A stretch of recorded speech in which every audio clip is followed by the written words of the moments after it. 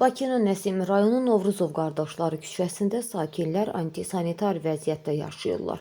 Xalqazın məlumatına görə sakinlər mövcud vəziyyətin yaranmasında yaxınlıqda inşaat işləri aparan tikinti şirkətini ittiham edirlər.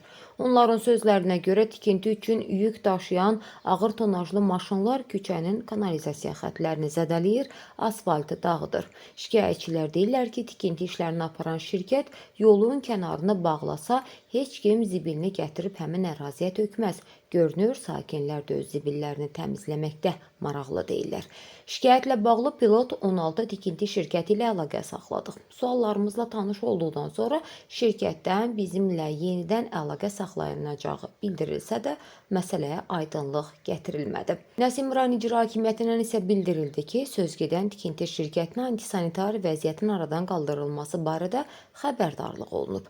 Qeyd edilib ki, həmin ərazi hal-hazırda pilot 16 tikinti şirkətinə ayrılıb. Söküntü işləri aparılır. 250-dən çox yaşayış evi sökülərək qarşılıqlı razılaşmadan sonra köçürülüb. Söküntü gedən ərazidə ağır texnikalar işlədiyinə görə ərazinin hasarlanması qeyri-mümkündür.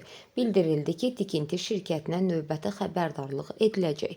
Zibil konteynerlərinin qoyulmasına gəlincə, ərazidə pozulan infrastruktur yeni konteyner meydançasının yaradılmasına imkan vermir. Sakinlər yaxınlıqdakı meydançadan istifadə edə bilərlər. İcra Hakimiyyətindən o da bildirildi ki, qısa zamanda ərazidə təmizlik işləri aparılacaq.